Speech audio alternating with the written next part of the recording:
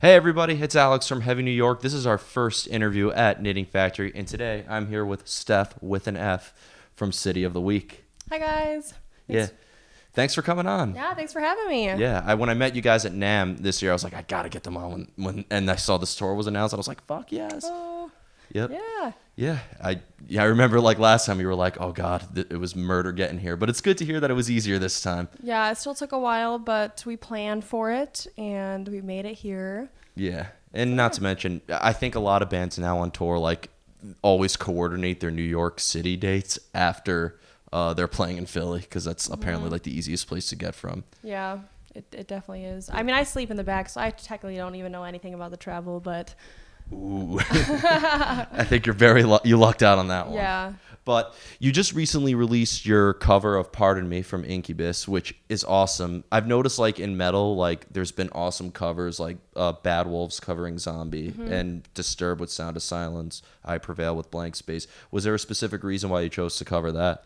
We feel like the song is just so much more relevant today than it ever was, honestly, with like the political unrest and everything that's going on in the world. I just feel like it's a big shit show right now. And so we wanted something relevant, and we're always a band that likes to cover social issues and just stay up to date. You know, we're very aware of what's going on in the world, and we also like to try new things from different eras and different bands, and I feel like Incubus is such a great band to cover for us because we want, you know, as a band to be trailblazers. We want to be the first of our kind. You know, I don't want to be a band that's like, oh, they're the next, you know, they're the second Metallica, you're the second Queen, or the second this, or like, I want to be the first City of the Week because all of the greats, all the legends are the first of their kind.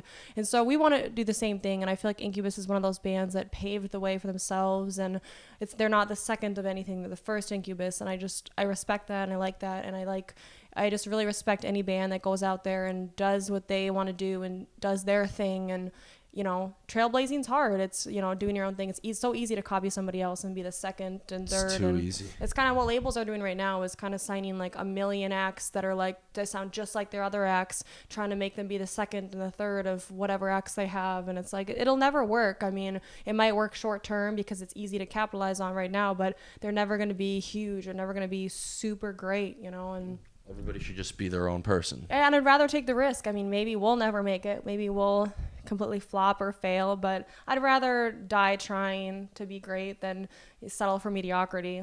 That's a really good quote. Take lessons, kids.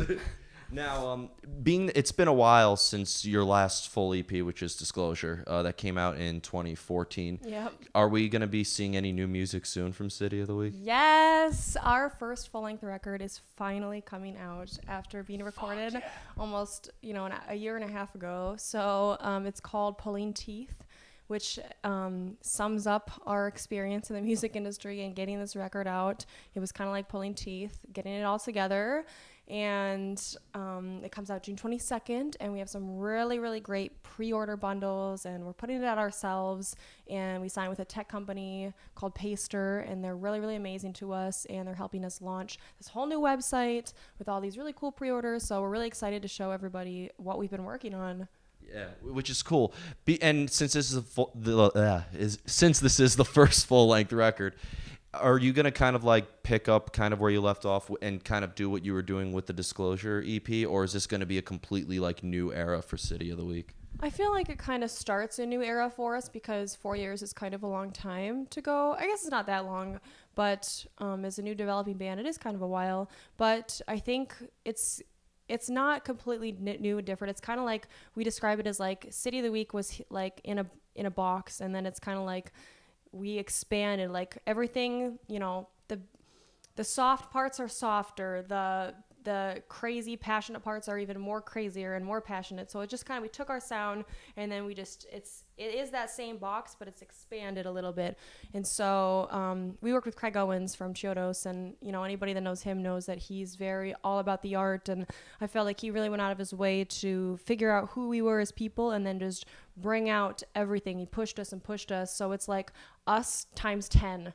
So all of the old fans are still going to love it. It's going to be great, but I think that people maybe who weren't sold on the old stuff might be like, oh wow, this really catches me now.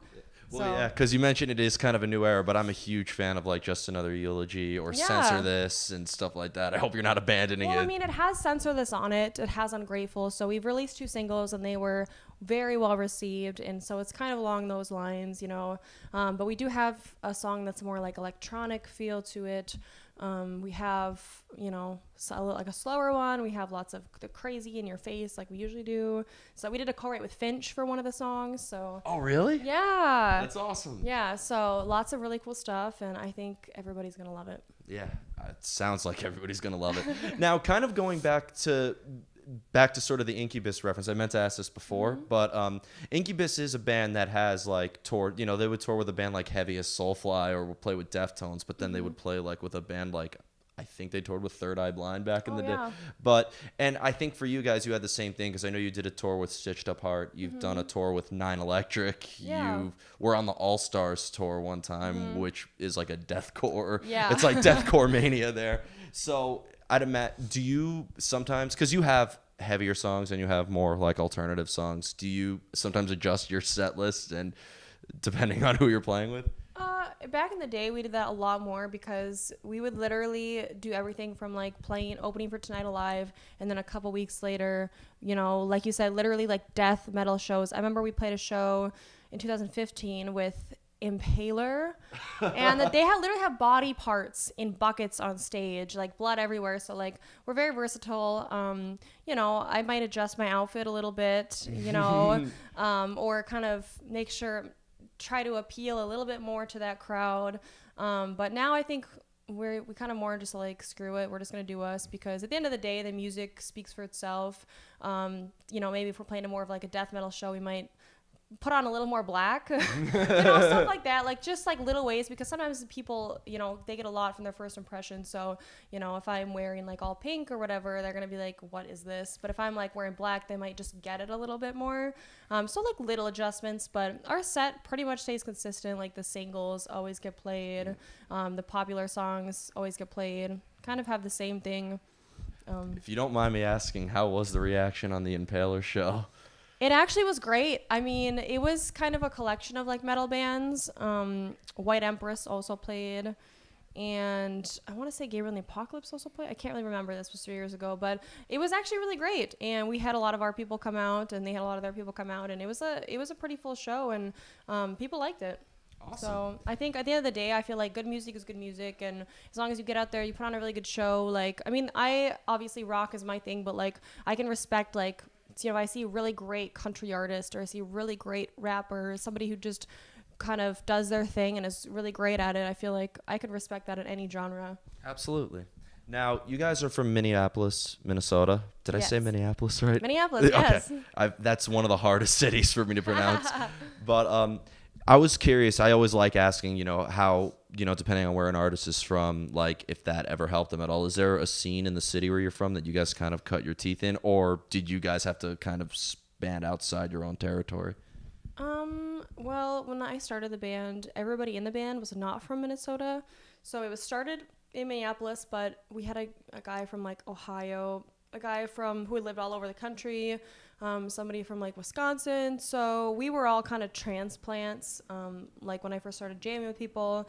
And so I feel like we didn't have a whole lot of Minnesota culture like right away forming the band. It wasn't like, let's form a culture straight from Minnesota. But kind of as we got going, now I'm the only person in the band who's not originally from Minnesota.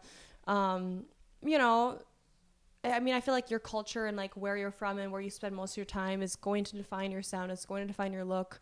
We're a rock band, but we have a little bit of that hipster kind of feel to us, which that's so you should fit in Brooklyn just fine. Yeah. So like, you know, we live like in where all the artist lofts are. We live downtown. So like, you know, we're a rock band. Like I said, we kind of have a little bit of a hipsterness to us. I have dreadlocks and but the scene there is definitely hipster, indie. That's Minneapolis is just hipster, indie. I mean, there's a little bit of a rock scene. Said it, not me. I mean, it's not a bad thing. I mean, we have lots that we're known for coffee shops and really great food, and craft beer bars are everywhere where we're from. So I think it's cool. I mean, I like